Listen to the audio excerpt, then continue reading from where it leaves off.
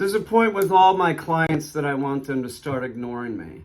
It's very important, and it's difficult for the dog to make a transition.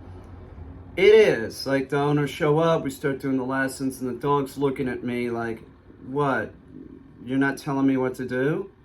You know, there's a lot of muscle memory, and the dog is accustomed to me telling him what to do. So we have to transition the dog into, being handled by the owners.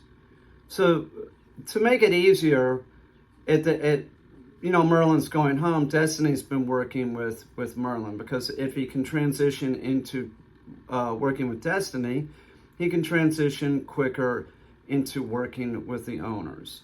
Now, this session, we really saw a difference in him. Like, he's not paying paying as much attention to me. Like before, when we first started doing it a few days ago, Merlin would be like super excited, turning his head with me, looking at me all the time, and that's not so good. But listen, be assured that Destiny had to correct the dog when he was doing that. But the dog starts understanding that she is the handler, I'm not. And your dog should understand this. Whoever has the leash in the hand, that's your handler. Or maybe not even the leash. She was working him off leash, doing some retrieves in the field in a very tough way too. Like, this is Destiny, and Merlin's here, and she's facing this direction. I was down at the other end of the field where Merlin could see me, facing towards them, and Destiny would throw the object. So Merlin's going towards the object, can still see me, but gets the object, spins back into heel and releases it to her hand. He was under control. Destiny was controlling him. So that's very helpful for the dog. I need the dog to be able to function for the owners. If the lessons weren't done, and I said, well, I trained your dog, or if the owner doesn't want to do the lessons, I won't train your dog. You have to do a minimum 3 or 4 days. Absolutely. But if they don't do this, the dog won't function for them. The owner, the other handler, everybody's got to be on the same page, speaking the same language to the dog. So the owner that spent the money for dog training, they should try and clone themselves into me, because that's the language that was taught to your dog.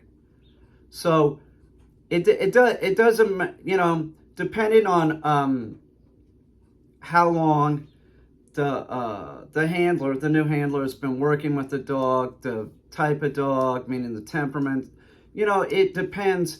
It may vary from dog to dog on when the dog stops concentrating on me in the area.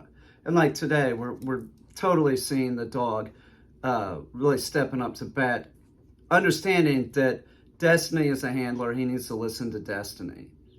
Concentrating on teaching the dog the hurry, hurry command.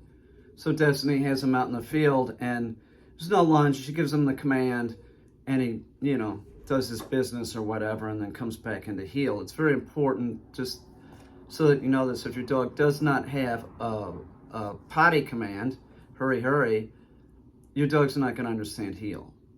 So it's very important. Once you give that command, we'll do a video on it tomorrow, but you'll see Destiny will walk the dog up to an area, give the dog a hurry, hurry command, and she stands there. She doesn't move.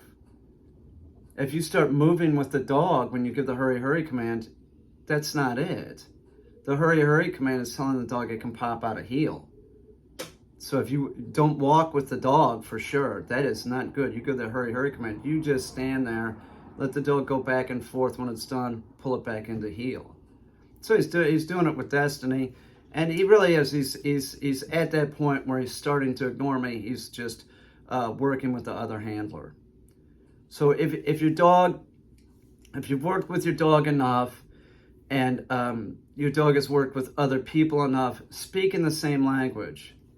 As soon as the handler takes over, it doesn't matter. Right now it's if the other handler has a leash, that's really telling the dog, like, I'm in charge now. But if the handler has been working with the dog long enough, like Destiny has been, She doesn't have to use the leash, and the dog knows instantly who it's supposed to go with. So it really wouldn't matter at this point. There's two handlers that can work with the dog. If Destiny's working with the dog, I could say to Merlin, come with me. He'll come with me and he'll pay attention to me. And same thing, Destiny can walk up, take Merlin, and go off in the distance. But at first, it's difficult. So all this has to be explained to the dog. They're not rocket scientists. They're very simple, basic creatures. It's a lot of muscle memory. And remember, excitement is the point. All dogs make a mistake. They bark, lunge, bite, or just don't listen. So the first lesson is always the most difficult. The second day is a breeze. It gets so much easier as we go. But it's invaluable to have another handler, working with the dog, because the dog sort of picks up on, well, this person speaks the same language as this person. I understand them. It doesn't matter who I go with. So remember that if you get your dog trained, you have to clone yourself into the trainer. You want to use the same mannerisms, the same leash technique. That's very important. Don't waste your money. Don't waste your money. Clone yourself into the dog trainer.